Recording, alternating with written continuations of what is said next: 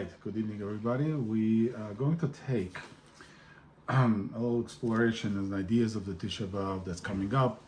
I don't want to specifically focus on this. There's a lot of information that you're going to hear over the next couple of days.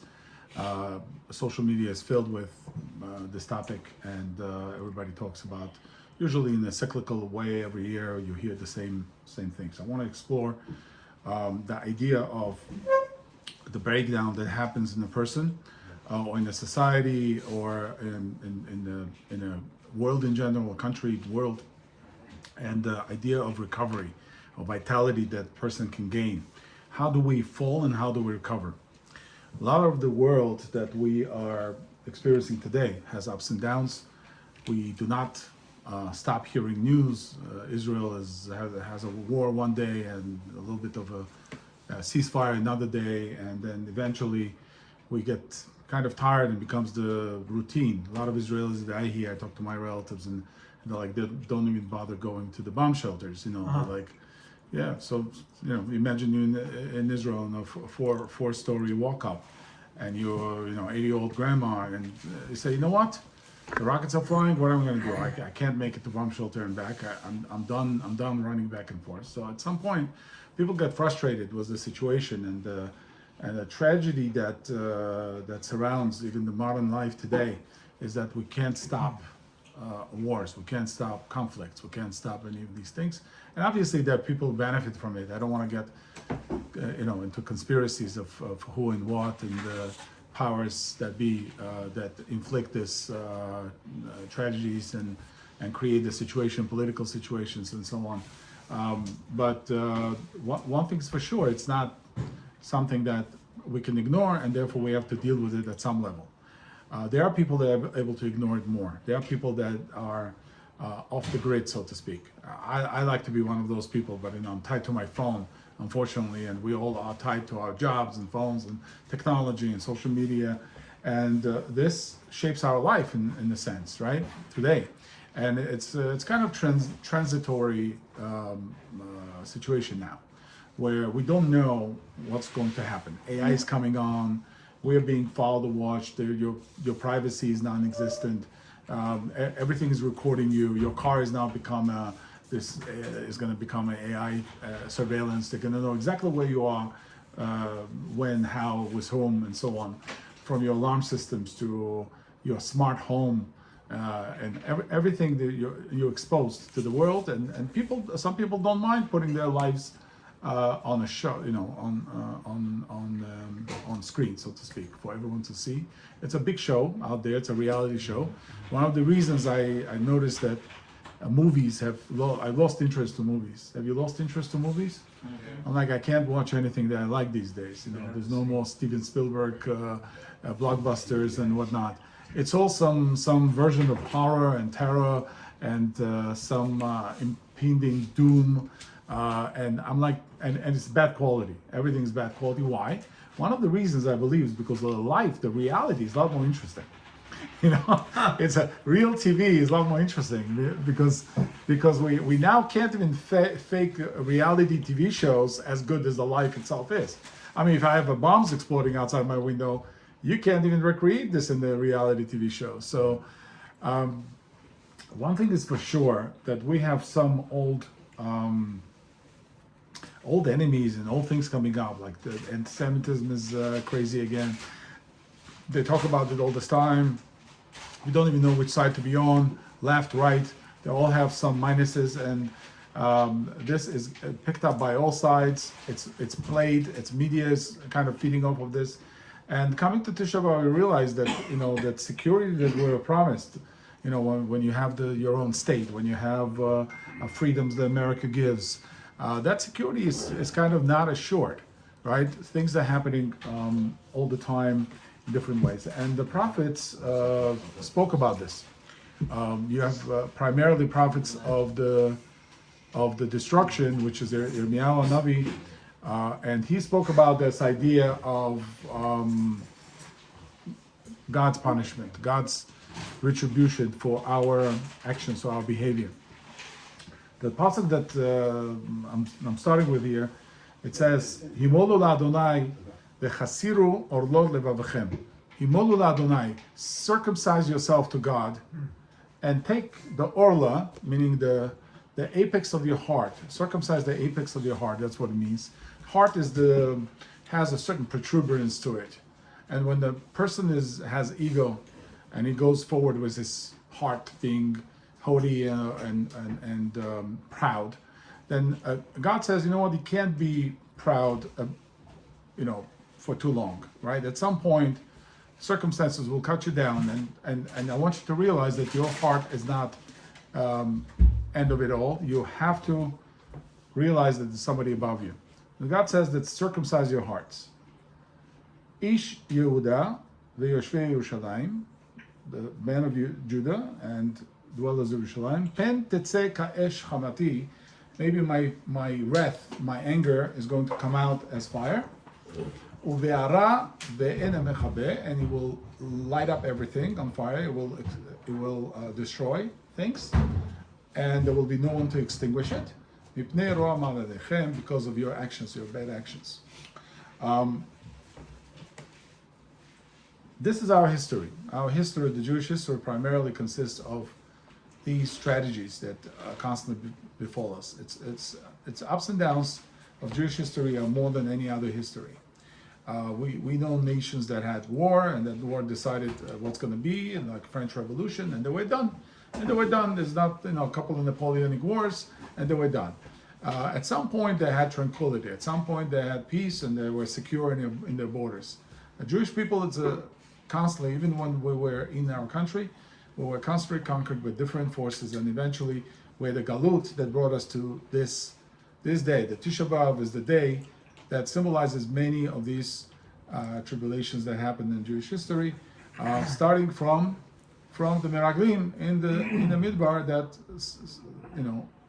got this whole thing started, and we end up regretting every single time, and God in His mercy spread it thin throughout the history, the punishments, the occurrences that happened, expulsions that happened. By the way, all the expulsions, but the Spanish they were destroyed, the Spanish Inquisition, all on 9th of Av. I believe that historically, I think that Don Yitzhak Abarbanel, who was the finance minister for Isabella and Ferdinand, who was offered a job and as an exemption to Jews being chased out of Spain, and he turned to them and said, I appreciate your offer, but I will stay with my people. And this was Tisha B'Av. They say that Columbus sailed the ocean blue on Tisha B'Av. There's a saying, I haven't verified, but they said we took sail for Americas, and this was in the search of a better fortune. He had a rabbi with him on the ship because he needed somebody who speaks Hebrew, because he thought he might find the 10 lost tribes of Israelites. So he needed somebody. He himself was a converso. His parents were conversos, so he was Jewish. Columbus was Jewish, according to many sources. You didn't know that? Yes. Columbus, the Cologne family, they were Jewish. Italians will tell you he was Italian, but really they were converts to Christianity. Nobody's called Christopher unless he's a convert. Today, if you hear somebody going up to Sefer Torah and is Avram ben Avram, he's a convert, right? You can be Avi regular, but if you're Avram ben Avram, you're a convert. If you're a Christian or Chris or anything like that, this was the extra devotion that they showed when they converted, that they took a really Christian name, so they couldn't walk away from it, so to speak, right? So Christopher, really, it's like you don't have to call yourself Christian if all your generations are Christian, right? It's like saying Jew, the Juju, like it's you're Christian, right? So only converts would show this kind of devotion, right? So the idea comes from the all the way from Tower of Babel. Tower of Babel is this idea where the people try to build a society for themselves, and that society was structured in a way that was not godly. For whatever reason, the God did not want people gathering and accumulating in one place. He wanted people after Mabul to be dispersed, but people came from all parts of the world, and they decided to build a tower. And there is a problem There's a problem with this idea of the tower. The tower is conscious effort by human beings to create something that's set, mass-produced. Bricks are mass-produced. They said, let's get together, and let us make bricks. Let us burn bricks. It was about reaching the heavens. Yeah, reaching the heaven. Different versions. Why Nebuchadnezzar, who was leading the charge, wanted to reach heaven, or worship Avodah Zarah, or to break the dome with the kardomot, nakebe kardomot, and the sheyazuvu amayim, that the waters would drip, and that God won't be able to flood us. Different reasons what they wanted to do. Gemara in Chagiga, I believe, explains, and this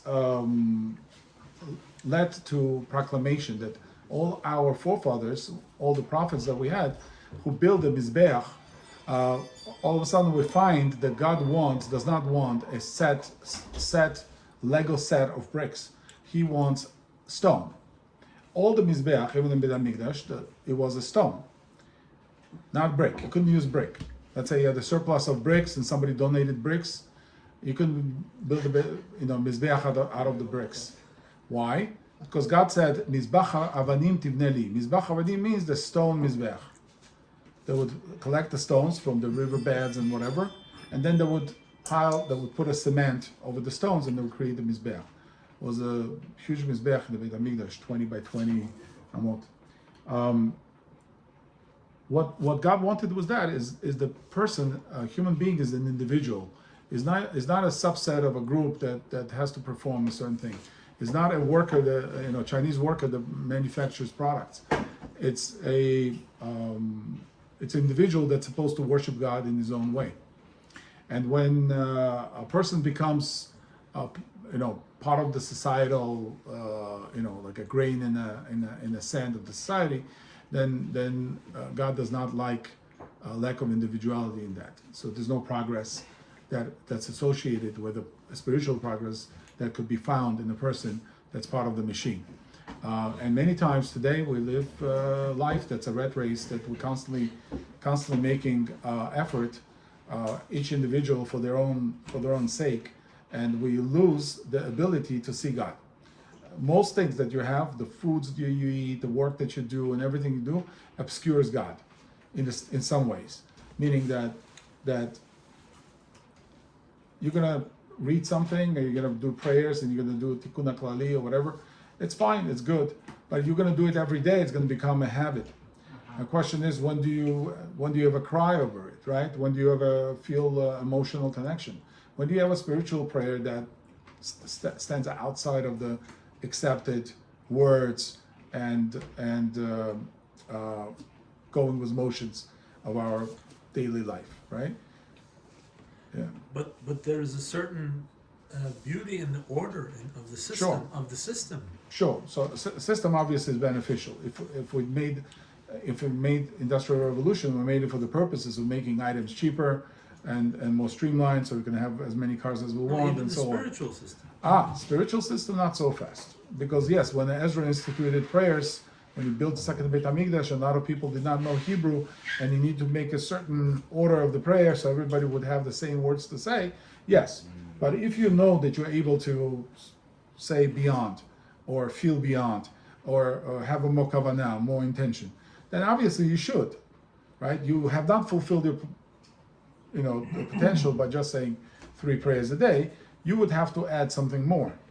And we have many examples of that. Sincere prayer is something else. Sincere prayer can break heavens and reach certain heights. People who are sick, the people who have somebody in pain, trust me, they pray differently. They're not just saying 3, whatever, Shmona Esrei, and then they're done with it, and they're running out saying Aleinu Shabech outside. No, they are praying out of their full heart, right? You go to hospitals and you'll see. You go to in a children's hospital, God forbid, and you'll see. That's a different kind of attitude, right, in the prayer. We have many calamities because of that, and these calamities all come primarily because we get ourselves together towards unholy things, right? So throughout this history, when we got together, we were not conducting ourselves with the God's request, but rather we're leaning towards Avodah Zarah or any other such Osinat Chinam, let's say, for that example, because in Europe before the war, for instance, there were a lot of communities that did not recognize each other. They would not talk to one another. A person says, "I won't daven in the shul," and it's a joke already. I davened in this one, but I never davened in this one. The guy who builds the two shuls on the island, he's on the island by himself, builds two shuls. This one he davens in, and this one he never davens in, right? just on purpose, right? So that used to exist. There were rabbis, there were Hasidic rabbis and others that said that in Europe there was this Sinat Chinam that existed, that people did not talk. They used to report on each other, on their rabbis, and the rabbis would be arrested. The Vilna Gaon was arrested. Baal Shem Tov was arrested. They all repeatedly got arrested because they could not find peace between these communities. And then when bigger Haman comes and then takes over, then everybody is crying, and then things like Holocaust happen. Again, I'm not saying that we know the reasons why God decided to do all these things, but definitely there are elements that could fall under scrutiny. On the health side, we increasingly are faced with generations, particularly by Ashkenazi Jews that suffered through Holocaust. There is such a syndrome. It's called concentration camp syndrome or survival guilt. And many children of Holocaust survivors, and even their grandchildren, they suffer from that. They suffer from this idea that there's a German hiding behind something, and they're going to jump out and grab them. That life is not secure, right? You ever wondered, right? As Sfaradim eat food, and they enjoy food, right? We have a sense of flavor, we have good. But by Ashkenazim, you see that the different dimension when it comes to food. It's interesting. They don't make good food. I mean, I'm saying. No. It's just they suffering. They're not worried about the spice and the zest. Good. So they're not worried about spices and the zest, but they're worried about there should be food. When there's food, they're assured internally that things will be okay. Because during the war there was no food. There's a lot of times famine, pogroms, all kinds of things, and they were missing this main component of survival, which was food. And even today, the people have. I mean, just go to the Pesach program, you'll see what happens, right? So people are grabbing last matzah, last steak, or whatever. Yes, it's internal a little bit. People get worried. What if I don't get that piece of food, right? So it's almost not their fault. It's the idea that the scarcity scares them, right? Necessity versus enjoyment. Right. They can enjoy that. They have to make sure that there's food. So yes, it's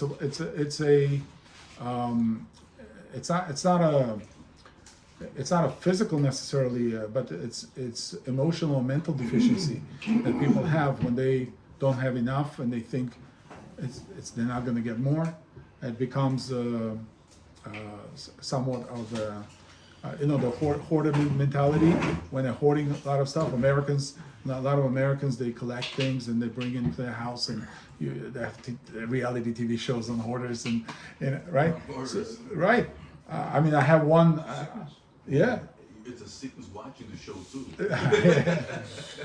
See those garage camping places? Right. Garage sales. No, garage sales is not so bad. The storage wars. It's a sickness watching. Fine, but true. But the hoarders themselves are. I have one in the neighborhood. I mean, we see he has 5 brand new cars filled up with stuff, and they're like brand new cars. One of them is a Mercedes, like sitting there, perfect. Car just sitting there as a storage. It's a storage facility. I don't know what goes through their mind. Interesting to if they donate their brain to science, maybe we'll find out. But the bottom line is the psychological symptoms that come from the tragedies, from wars, from being abused. People as a community, sometimes people are abused as a community, and they share in that general sense of abuse. That somebody doesn't like them. And even now, when the people tell me, "Oh, what do you think about anti-Semitism?" Like, what do I think about anti-Semitism? I didn't grow up with anti-Semitism. Georgia didn't have. We were all friends and brothers and whatever. And yes, there was of course institutional anti-Semitism, right? It was a Perta Grafa, what's called the Perta Grafa. They asked you about your nationality, and they knew who you were, or they identified you by your last name, or the way you looked, or whatever. Your nose was too long, whatever. So, but as amongst people, we were fine. With neighbors, we were fine. We didn't experience that vitriol and hate, like let's say, and European Jews experience. So when they tell me about anti-Semitism, I say maybe it's 50-50. Yes, there are anti-Semites, you cannot ignore that, but there are also people who are so paranoid that they see behind every corner, and every guy who turns the Tucker Carlson or whoever and says something, oh, is an anti-Semite. Yes, maybe. Yes, it says the things that are not appropriate, but should I be really worried about one guy that now feels the freedom to speak his mind as a white supremacist or whatever? If it doesn't concern you as much, you are well. You should protect your psyche. You should protect your inner self from the fear that can bring you down beyond the point of what needs to be concerned, right? And that's important. So Elie Wiesel famously said that when they built the first museum, Holocaust Museum in Washington, D.C., they famously said the museum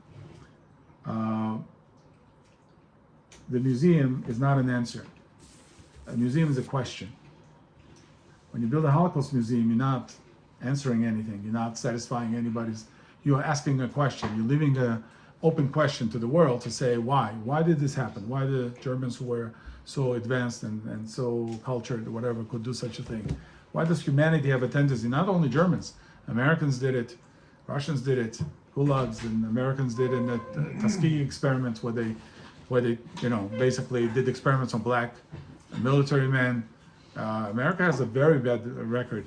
And by the way, the eugenics program the Germans took, you know where they got it from? From Long Island, North Shore of Long Island.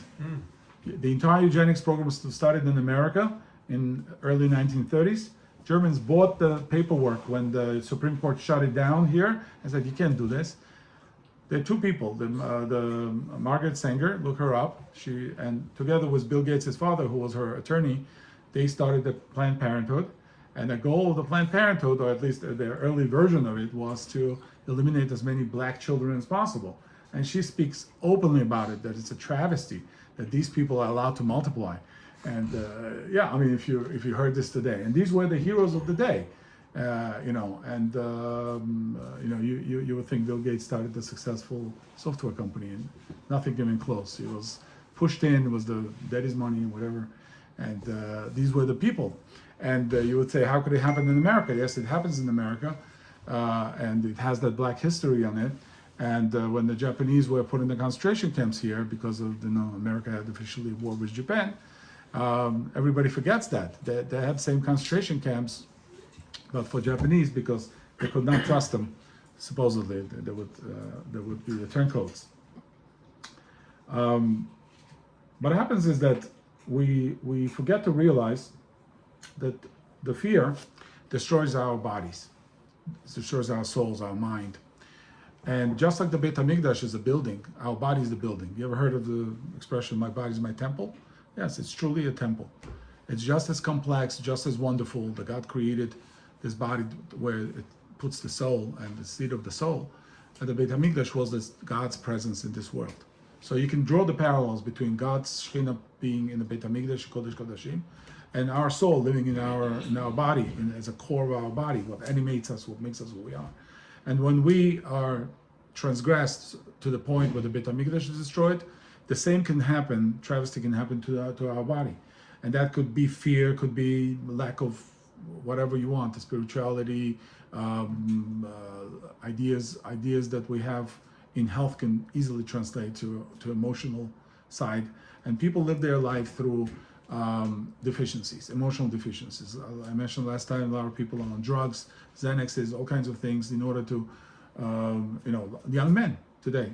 How many young men do you know that can't get up in the morning without Adderall or some other stimulant that can push them out of the bed and onto the car and to the work, and right? The entire Wall Street is on cocaine and other stimulants. Why? Because they justify it. They say, I need this because I am working long hours and investment banking is one of these very stressful kind of jobs. But yeah, I know you don't have time for showers, right? I know I took two people. I'm good. Yeah. I'm just looking at Because- it because he's still in but you actually appreciate the time you're given because you can't leave work, right? So, so what happens is that we lose sight of God. We don't take care of the body, don't take care of the spiritual side of things, and then we get into rat race. So, Rambam, there's a study I found interesting. I usually quote straight from the Rambam, but I found a study on PubMed that discusses the Rambam's medical side and the spiritual side in one shot. So it says the Rambam is of the opinion that one needs to persist in learning the Torah. One should worship God with awe and love and obey and observe good values and virtues. And all of these build a framework that maintain mental health and strengthen the man's ability to develop skills for maintaining bodily health. This is so because body and the soul are one. Not everybody's of opinion the body and the soul are one. For instance, on the Christian side and the Catholic side, you're basically punishing the body constantly in order for soul to emerge, right? So I'm going to beat myself to, like monks and Franciscan monks that were known to put the chalice and other, torturous devices on their body to torment the body so the soul wakes up. And in fact, we have a little bit of that with the fast. When we do Tisha B'Av fast, you're going through some torment of the body, some inui of the body, and then you realize, okay, I have a little ulcer here, I'm not feeling well, my headache, whatever, and your soul does reinvigorate a little bit, and you become a little bit more spiritual. You're not as driven by food and physical. But they're really connected. In Judaism, there's no such a thing as disconnecting, right? So when I harm my body, I'm also harming my soul. If I harm my soul, I'm also harming my body in a sense, right? For instance, I can bring you down by saying some words to you, correct? Right? If 10 people tell you that you're not looking good today, you might suspect that you're not looking good, even if you're looking in the mirror. Your mood. Your mood, right? So if they tell you you're pale, you're going to be feeling like sick, right? And nothing's wrong with you physiologically, right? All your numbers are good, but it can actually affect your physiology. Many tests were done where people were told they're holding a hot, coin or whatever, and they would put it to a person's arm and they would develop a second-degree burns. Psychological effects are well studied and used by both KGB and CIA very successfully, because that's what breaks people. How do you think they attract people to both organizations? How do you convert them, right? You do psychological work, yeah? You get on their skin slowly, you convince them, then you trip them up a little bit, you blackmail them a little bit, and then before you know, they become an agent, right? A snitch, whatever you want to call it, but agent, a good agent, right? But it's interesting that you can sway the person to more spiritual side or more physical side. There was a doctor, his name Alexis Carrel, it says Carrel. He was not Jewish, he was Catholic, born Catholic, and he became a medical doctor and actually won the Nobel Prize in medicine. And he was agnostic, meaning he didn't believe in God, but he was born Catholic. And then we volunteered to help in the hospital, in the Logan Hospital,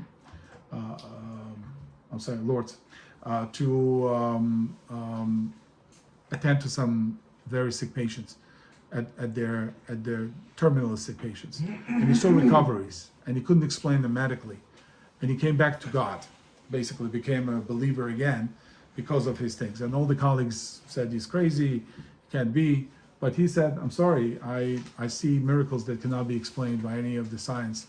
I understand that spirituality and the body is one thing, and if the spirit can rise, so can the body.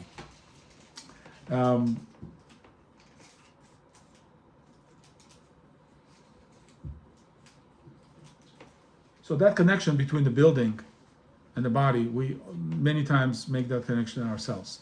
Shlomo Melech says about Suta Yadayim V'tal Habayit, with lazy hands, a house will fall. Why should it fall? I have cement and frame, very nice frame and everything. Why should it fall? But everybody knows, you leave the house alone for 20 years, that's it. You have to bring an engineer to inspect to see if everything's okay. Somehow the house does not stay unless there are people there constantly taking care of it. So your body is something that's a temple, it's something that's a house, and you have to take care of it. As many times the people drop below their levels. let's say, imagine your health, your 12 systems in the body as tanks. So each tank has the line where below that line, you're going to be sick in that particular thing. Let's say if you run too much, you overextend your muscles, you're going to have cramping, you might have injury. If you abuse certain foods, you might have the digestive issues. If you get angry too much or you have a stressful situation, the nervous system is challenged. And all these things can drop the person below thing. It doesn't matter how young you are. If you're missing a certain nutrient, you're missing, and the sailors, just as strong as we are, is to swim across the ocean blue, and they didn't have lemons and limes, and they developed scurvy and their teeth fell out. Until they came to Indian Sea in America, the Admiral Drake of English Navy, British Navy, he came and they introduced them to pine needles, and they soaked the pine needles in hot water and they drank that mixture, and they got vitamin C and they stopped dying from scurvy. Scurvy is one of those diseases of deficiency of vitamin C. That's very important. People don't have nearly enough. I mean, some people who drink lemon with their tea, they probably do. But you know how long it took the British Navy to put on every ship the lemons and limes to prevent scurvy after that episode? 47 years. Wow. That's how slow the bureaucracy moves. So unless you take care of your body, don't expect the government to issue any proclamations saying what you should do and should not do. Don't expect your doctor to tell you how to be healthy. Doctors live on average 5 years, I believe 5 years less than the average person. Doctors are prone to self-medication, abuses of drugs, stress, suicides, one of the biggest things. Dentists, psychiatrists, they suicide themselves very often, and they don't have a longevity. They don't. So you're going to ask people who don't live as long as you and are not as healthy as you what to do for health, right? So you have to take care of yourself. You have to become educated about your health. Recently somebody called me and said the child has a fever and the child threw up, and what should they do? Should they call Hatzalah? I said, why are you calling Hatzalah? I said, child threw up. I said, oh, so what? So he has a fever, he threw up. Yes, he might be missing some electrolytes. Give him some salt in the water, let him drink, and let him sleep, and let the body do what it does. And very same day, fever went away, and child was fine.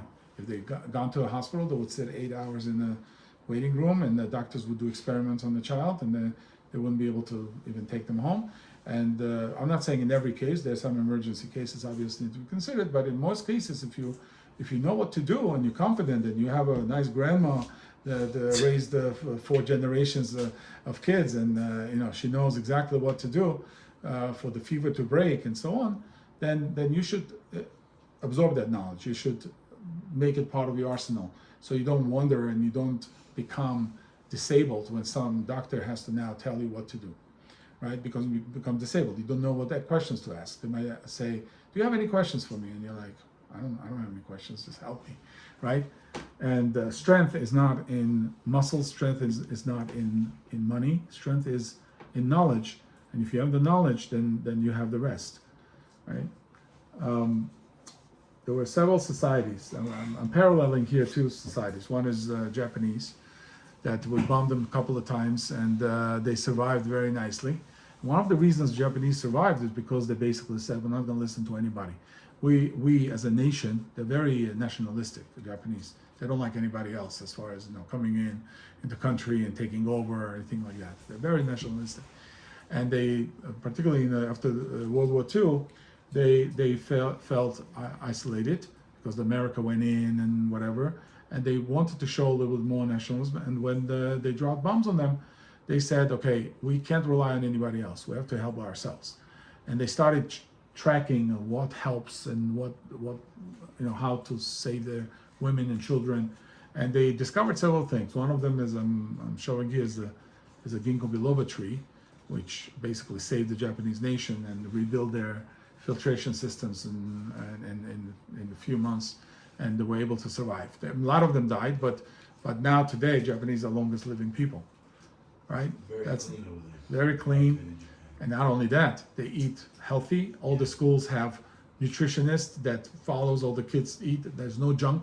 Nothing is allowed. Yes, you can buy in the street whatever you want, but primarily Japanese are very clean. Sake. Right, and they eat certain things, and they don't care what American World Health Organization says. They eat 13 times more salt than Americans. All the Americans are told you can't have salt; it's bad for your heart. Meanwhile, Japanese have no heart issues, and they eat 13 times more salt. You know, their sushis and all the soy sauces and everything. So all salty, right? Because they preserve fish with salt. So they have a lot of salt in their diet. They're fat. They believe in fat, and they have iodine. A lot of iodine. There's no GERDs. There's no thyroid issues. Also, right? Because they take a lot of iodine, seafood, and so on. Today they're longest living as a nation. Yes, Monaco I think is ahead of them or whatever, but one of the top longest living nations. By comparison, top tier, top 10 is Israel. A lot of people don't know that. Go look it up. Sometimes they give it 7th place or whatever. How's Israel with all this stress and suffering? I said, how? They take an average Israeli cab driver. I mean, and like, how this guy survive? It's not burst in the right? But yes, because the Israelis are very, very much. I'm saying it's a survival, right? So maybe they're not as good with nutrition, let's say, but as far as self-preservation, we're very acute. Israelis, I'm saying the Jews elsewhere don't do as well, right? American Jews suffer with all kinds of ailments and heart issues, whatever. But Israelis somehow have centenarians, people who live over 100. There are a lot of Israelis that do that, and also they go through a lot. I have a picture here of the old Israeli grandfather with his young grandson in IDF, and it's a beautiful picture because he's holding his. I don't know if you can see it, but this is a picture. This is a picture here. He's holding his, Holocaust survivor grandfather was the number on the arm, and that's a grandson in IDF. I think it's a proud image of our survival in the sense that we've made it this far. And that sense of purpose. Yeah, sense of purpose. And those who survived, obviously, it takes a lot to survive. But once you survive, you're unbreakable, right? These people are unbreakable. I know several of them. I know a woman that went through Mengel's experiments. She had the twin sister who died, and she survived, and she lives today in Kew Gardens. Her daughter, she wrote a book. So these are special people. They live with a higher aspiration. They live with God. They always had God in, because when nobody was around, who do you trust and who do you rely on? So Israelis consistently rank among the top countries when it comes to this. What's the remedy? What's the survival from the stresses that are brought by the world? How do you come out of the almost genetically built-in stressors? Yeah, and we all have them. Not just Ashkenazim, Sephardim have their own thing. We have the Russian thing going, Persian thing going, right? We live with certain templates. You have templates, right? You're given templates. Yeah, man has to be like this. A Bukhari man has to be like this. A Georgian man has to be like this, right? So that's who, right? But they come. You know why? Because it worked. When we did it, it worked for us, right? Oh, but you had a heart attack at 45, and did it work for you? Yeah, there it worked. Maybe surviving Soviet Union, let's say, maybe it worked, right? Today is different, so you have to focus on other things. Why would you force your children to be the same way, right? Maybe give them a little bit more options. Yeah. I give this example all the time. The people travel in Soviet bloc when they were all living there. They didn't have much options. A lot of Russians grew up with some staple foods, and they have like borscht and sala and basic staple foods. And then Russians started traveling. A country opened up. They made a little money. They started traveling to Far East, to China, whatever. And all of a sudden, one of the children, or daughter, or son, they try Asian, seafood dishes, and they're like, "Oh my God, I love this seafood." And father is angry, like, "What is this? You call this food? This is not food, right? Where's my whatever borscht?" Yeah, and you see the children all of a sudden, the their biome wants this. They don't want your stuff. They don't want your shashlik or noshpolo or whatever, right? They want something new. They want sushi or whatever. And we enjoy it, right? We enjoy pizza, we enjoy sushi, even though we didn't have it growing up, right? But just as important for your spirituality is what you enjoy. Many times the Gemara says, "En adam lomed elam lo shedibo chafetz, ma shedibo chafetz." A person doesn't learn or doesn't live and doesn't do anything where his heart does not desire. You have to learn what you desire. You have to be where your heart desires. Otherwise, it's a constant stressor. If I'm in the place where I don't want to be, it's a constant stressor. And I have to constantly fight against it, right?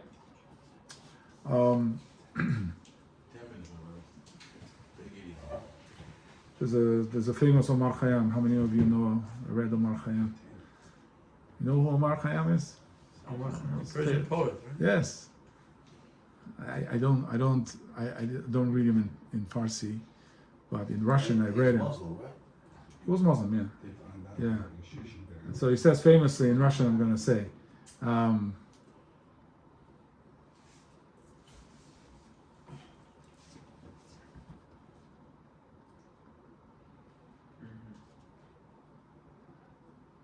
ты лучше голодным будь, чем с кем попало есть. Ты лучше будь один, чем вместе с кем попало. Right, something like this, roughly. Meaning, you better stay hungry than to eat with whomever, or be alone than just to live with whomever. Why? Because these people stress you out. You don't want to eat with them or be with them. So why be with them, right? So, and many times, right, and many times in the communities, like where you are, let's say religiously, right? You're in the community, and let's say you don't like it, you don't like that vibe. Let's say they pray too long, or No such thing. But I was saying that we all experience there's certain things. So then move, right? God gave you feet, like move, go somewhere else, pick a different shul, and that becomes a stress of today. We have Baruch Hashem, we have everything. We have food, we have ability to make our choices, but certain choices are made for us, and you have to examine them.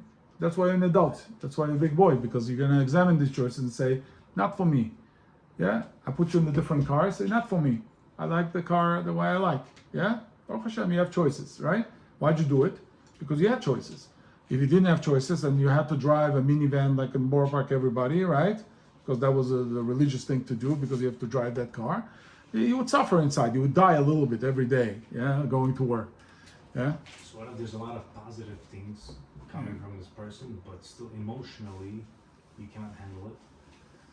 You have a person in life that's a lot of positive. Like the car, right? Your Yeah. minivan. Let's say Yeah. you get 60 Sure. miles per gallon. Oh, my son, my oldest one, is now got a minivan because with 3 kids, you got to have a minivan already. Yeah, You there's a can't. lot of What are you gonna do? pluses.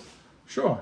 But then there's that emotional thing where you're like, I cannot So drive so this minivan. so it's always 80-20. Everything you do, even your car, is 80-20. It's 80% you like, and 20% if it was up to you, if you were and the BMW whatever, you would tell them how to do it differently, right? But it's not up to you, right? Certain things are not up to you. The wheelbase is not up to you. Some things in transmission not up to you. I know I have a client who does custom transmissions, Freddie Brown. So what about the emotion? 1 second, let me tell you. So he does custom transmissions for drag racing and cars. He would look at your car and say, this is a toy, right? This is not a car for racing. For racing, they strip it completely. They focus on what they need. Starting RPM this, put it in, car flies, right? You want other things also, right? So, okay, so companies giving you 80%, 20 you can't have. 20 has to be in order for car to drive, to operate normally, whatever. You can't have everything, right? Same thing with person in your life, right? It could be getting on your nerves in certain times of the day or whatever, but normally this person is very beneficial. Somebody at your work, your partner, or whatever. It's great benefit for the company. Can't stand him when he talks. He just yaps away all day long, right? There are people like that. So again, you take certain stressors, right? Stresses are always there. Question is that something that's built in, can you walk away from that? Something that was given to you, can you walk away from, right? I can't do it. I am not allowed to. There's some stigma or something like that. The Torah is your minhag. If you have a minhag that bothers you, analyze it. I'm not saying just throw it away. Minhag has a lot of benefits. People do things out of minhag before they do out of halacha. I think Chacham Sofer said, if the not stealing was a minhag, nobody would steal. Because we keep minhagim, right? 9 days and the reading Tikkun HaKlali. There's a good things that we do, right? So we do them willingly. Because we do them willingly, we end up doing them. But if I command you, all of a sudden you don't want to do it, right? Because it's a command. So same thing applies in relationships, in your position in the world, who you're attracting, who you're dealing with. You like the money, but you don't like the people. Happens. Yes. Yeah, dangerous people, but can make a lot of money. Risky as stock, but you can jump up one day, right? Oh, you want to be on the vanguard? Fine, be on the vanguard. Nice and slow, steady growth. But it's like watching grass grow, right? Not exciting. Depends on the person. So you have to also analyze towards your nature. What is your nature? What fills your tanks? What empties your tanks? Let's say for some people, sitting and doing nothing empties their tanks. They can't take it. They have to move. They have to swim to live, like sharks. Yeah? And some people, they'd rather sit, right? That fills their tanks, not empties them. So the same thing could be true or not true, or negative or positive for different people. So it Depends on the person. Depends on the person. Right now, you're experiencing this, right? You ate, Baruch Hashem, you had something, right? All of you right now have a clock, right? Internal clock. How long is this guy going to talk? What else are we going to cover, right? So you have this internal clock running, right? So at some point you're going to get bored, or you're going to get more interested, or whatever, right? So that's why I'm only going to do 1 hour. Right.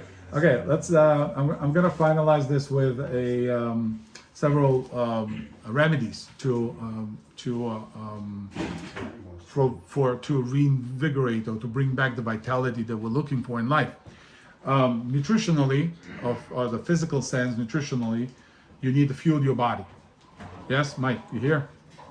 You need to fuel your body nutritionally, which means what? Eating well, drinking, eating well, vitamins, minerals, whatever you need, clean water, right?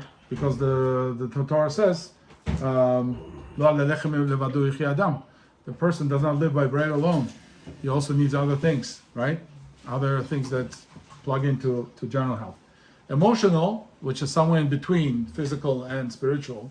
Emotional is your meaning and purpose, your family life, children, love, relationships, joy, laughter, whatever brings you, the company that brings you those feelings. Rest and recreation, important. Or the job that doesn't kill you, the job that you enjoy doing, so you don't work a day in your life. You go to that job. And spiritually, you have connection to God, Torah, mitzvot, prayer, all these wonderful things we listed, and also trust. Trust. What takes away the fear and paranoia is the trust in God that you develop over the years. God was with me when I did. God was with me today. He gave me no traffic. I got a little bit wet, but it's a gishmei bracha. It's very nice. But I accomplished so many things today, and everything happened just because he conducts the orchestra, right? And service to others is a spiritual thing. Very few people, the reason you watch those shows that they build a house for poor people or do whatever, and you feel good in your heart because you want to be that person. You want to help people. Helping is a godly thing, is a spiritual thing. It's not a physical thing. When you help somebody, you're doing God's work, literally. And you prolong your life, and God says, you know what? I wanted to kill this guy, but now that he's helping others, right? Adamu be'ema toshia Adonai. It says, God saves person and the be'ema. Why does it say the person and be'ema? Because sometimes because of the be'ema, God saves the person. It says, this poor sheep, who's going to be the shepherd for this sheep? Let me keep him alive. The sheep need the shepherd. Yeah, sometimes it's true, right? People use their family as an excuse not to get in trouble. Sorry, don't kill me. I have family. So why'd you mess up? I have family, right? So I should feel bad for you because you have family, right? So it means that yes, then when we do good for a week for somebody who doesn't have, then we are doing something that's godly, and we deserve a longer life because of that. And Navi tells us as a parting words, we're going to have the Shabbat Nachamu. Shabbat Nachamu is going to be after Tisha B'Av. And we have a general principle that we read actually in our prayers. הלא ציוויתיך חזק ואמץ. אל תערוץ ואל תחת, כי עמך אדוני אלוהיך בכל אשר תלך. Right? God is with you in everything you do. You should not be afraid. Al ta'arutz ve'al techat. Meaning that do not be afraid. Don't think that circumstances in your life is something that brings you down. It's really God is in charge. He's doing everything for your benefit, for your good. And therefore, the tribulations that we're going through, Tisha B'Av, and all these things that happened in our history, you should not be so quick to attribute it to yourself or have no hope.